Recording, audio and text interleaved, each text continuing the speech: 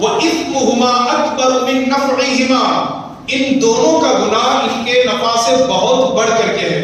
یعنی جتنا شراب میں نفع نہیں ہے، جوئے میں جتنا نفع نہیں ہے، اس سے بڑھ کر کے ان کا گناہ ہے. اس آیت کریمہ میں اللہ تبارک و تعالیٰ نے شراب کو حرام قرار نہیں دیا بلکہ گناہ بتایا. شراب اور جوئے سے نفرت دلائی گئی. اس آیت کے نازل ہونے کے بعد دیکھیے، سب سے پہلے یہ آیت کریمہ نازل ہوئی، ٹھیک ہے، شراب پینا پلانا سب حلال اور جائز تھا، بلکہ عرب کی سرزمین پر فیاضی میں شامل تھا. جو اچھی شراب پلاتا وہ امیر مانا جاتا تھا. لیکن جب یہ آیت کریمہ نازل ہوئی اور اس میں شراب اور جوئے سے نفرت دلائی گئی اور یہ کہا گیا کہ اس میں گناہ ہے اور گناہ ان کے نفع سے بڑھ کر کے ہے، کچھ مسلمانوں نے شراب پینا چھوڑ دیا.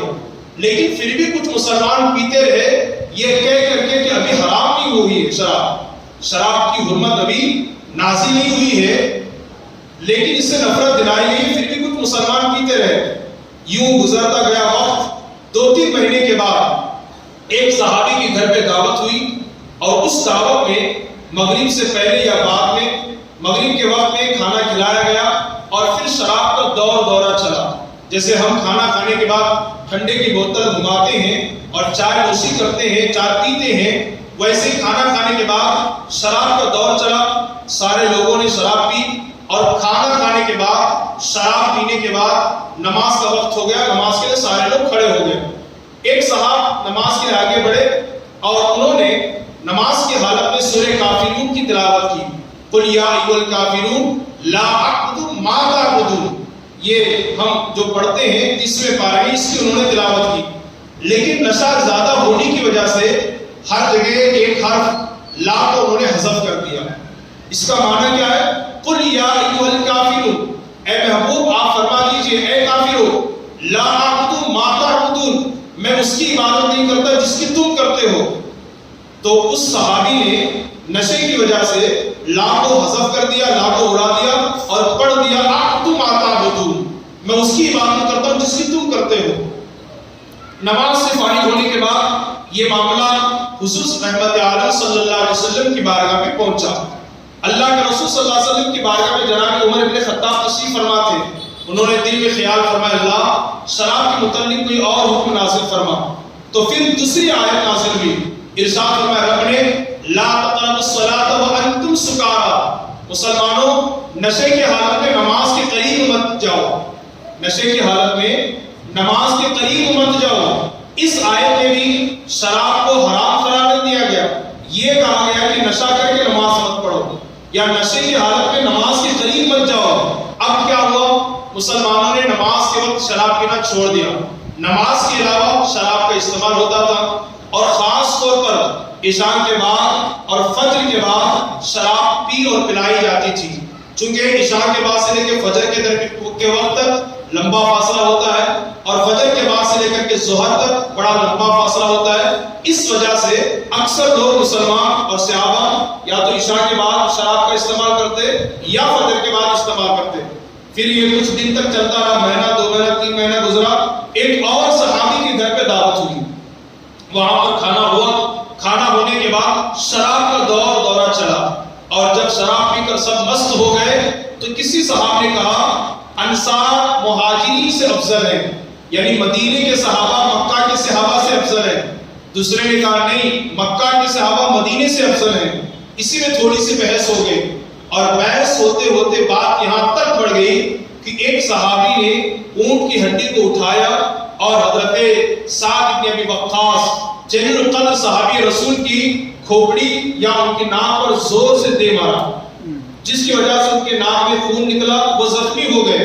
اور اسی زخمی حالت میں حضرت سعد بن ابی وقاص رضی اللہ تعالی عنہ حضور کی بارگاہ میں پہنچے اور کہا یا رسول اللہ فلاں صحابی نے مجھے نشے کی حالت میں اونٹ کی ہڈی سے مارا ہے اور میری ناک کو زخمی کر دیا ہے، خون ٹپک رہا ہے. حضرت عمر پھر وہیں بیٹھے ہوئے تھے. انہوں نے پھر دل میں اللہ سے عرض کی مولا اب شراب کے متعلق کوئی فائنل حکم نازل فرما دے. تب جا کر کے تیسری مرتبہ تیسری دفعہ اللہ نے شراب کی حرمت کا بیان فرمایا اور ارشاد فرمایا انما الخمر والمیسر والانصاب والازلام رجس من عمل الشیطان فاجتنبوه لعلکم تفلحون۔ اے ایمان والو، شراب، جوا، بت پرستی، یہ سارے کام شیطانی کام ہے اور نجس و ناپاک ہیں، اگر کامیابی چاہتے ہو تو ان سے پرہیز کرو۔ اب یہاں پر جو ہے شراب کو مکمل طور پہ حرام قرار دے دیا گیا، اس کی حرمت کی آیت نازل ہوئی۔ سرکار دو عالم صلی اللہ علیہ وسلم نے ایک صحابی سے فرمایا جاؤ مدینے کی گلیوں میں اعلان کر دو آج کے بعد شراب حرام ہو گئی۔ اب میں آپ کی توجہ چاہوں گا، وہ لوگ بچپن سے بلکہ دودھ پینے کے زمان سے شراب پینے کے عادی ہوتے تھے، شراب چائے اور ٹھنڈے کی طرح استعمال ہوتی تھی اور شراب پینا پلانا فیاضی میں شامل تھا، لیکن اللہ اور اس کے رسول کے فرامین کے سامنے اپنے سروں کو جھکانے کا کیا جذبہ ان کے اندر تھا، ذرا توجہ کیجئے گا۔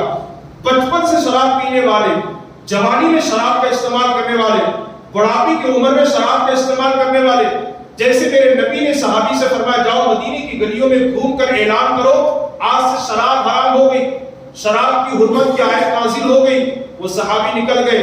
اب حضرت انس بن مالک صحابی فرماتے ہیں کہ جس دن یہ آیت نازل ہوئی جس میں اللہ نے شراب کو حرام قرار دیا، اس دن میرے گھر میں دعوت تھی اور کھانا کھانے کے بعد شراب کا دورہ چلا، شراب پی اور پلائی جا رہی تھی، کسی کے ہاتھ میں شراب کا گلاس تھا، کسی کے منہ میں شراب تھی اور کوئی مٹکے سے شراب کو نکال رہا تھا۔ جیسے ہی منادی نے اعلان کیا، میرے والد نے مجھ سے فرمایا انس ذرا باہر جاؤ دیکھو کس چیز کا اعلان ہو رہا ہے۔ میں باہر گیا اور جا کر کے اپنے ان کانوں سے سنا کہ رسول کا غلام اعلان کرتا ہے مسلمانوں آج سے شراب حرام ہو گئی ہے، اللہ نے شراب کی حرمت کی آیت کو نازل فرما دیا ہے۔ میں نے آ کر جو ہی بتایا، اب توجہ کیجئے گا، بچپن سے شراب پینے والے، بچپن سے شراب پینے والے، پوری زندگی شراب میں گزارنے والے، جیسے آ کر کے وہ کہتے ہیں میں نے آ کر کے اپنے والد سے کہا ابا حضور شراب کی حرمت کی آیت نازل ہو گئی ہے، اب رب نے مکمل طور پر شراب کو حرام قرار دے دیا ہے۔ واللہ حضرت انس بن مالک فرماتے ہیں جو مٹکے سے شراب نکال رہا تھا اس نے مٹکا پھوڑ دیا، جس کے ہاتھ میں شراب کا گلاس تھا اس نے شراب پھینک دیا، اور جس کے منہ میں شراب تھی اس نے الٹی کر دی۔ آپ ذرا سوچیں، ہم شراب کے عادی ہوتے ہیں جا کر کے بڑھاپے میں، ہم شراب کے عادی ہوتے ہیں جوانی میں، بار بار قرآن کی آیت پڑھ کر سنائی جائے، بار بار اللہ اس کے رسول کا ارشاد سنایا جائے، بار بار اللہ اس کے رسول کے فرامین بتائے جائیں، پھر بھی گناہ ہم سے نہیں چھوٹتے، شراب ہم سے نہیں چھوٹتی۔ بچپن سے شراب کا استعمال کرنے والوں کی کانوں سے جیسے رب کا فرمان پہنچا، رسول کا ارشاد پہنچا، مٹکے سے شراب نکالنے والوں نے مٹکا پھوڑ دیا، گلاس میں شراب کا جو گلاس تھا اس نے شراب کا گلاس پھینک دیا، اور جس کے منہ میں شراب تھی اس نے الٹی کر دی۔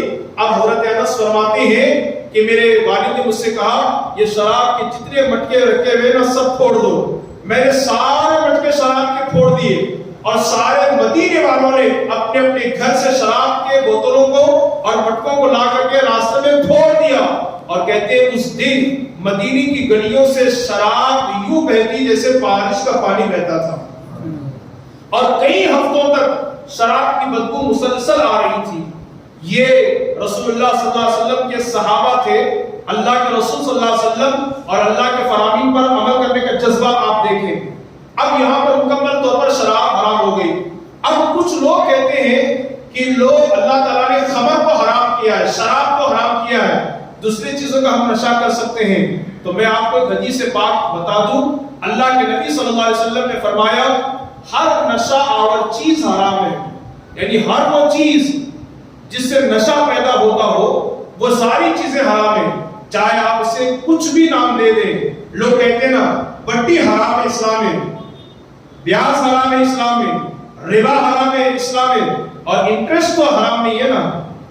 آپ اس کا نام بٹی بولے، ربا بولے، سود بولے، زیادتی بولے، انٹرسٹ بولے، کچھ بھی بولے، وہ بٹی ہے تو وہ حرام ہے۔ ایسی نشہ آور چیز آپ نام کچھ بھی رکھ لیں، اگر اس کے کھانے پینے سے نشہ ہوتا ہے تو نبی نے اسے حرام قرار دیا ہے۔ آئیے میں آپ کو بتاؤں، حدیث پاک کے اندر میرا زن، اس نے زن پورے مجمع سے الحمدللہ یہاں کوئی شراب کا استعمال نہیں کرتا، لیکن ہو نہ ہو ہمارے پورے خاندان میں، ہمارے پورے رشتہ داروں میں کوئی تو شراب کا استعمال کرتا ہوگا، اس تک یہ پیغام پہنچائیے کہ شراب پینے اور پلانے والوں سے اللہ رب العالمین کتنا ناراض ہوتا ہے اور کس قدر اسے عذاب گرفتار فرماتا ہے۔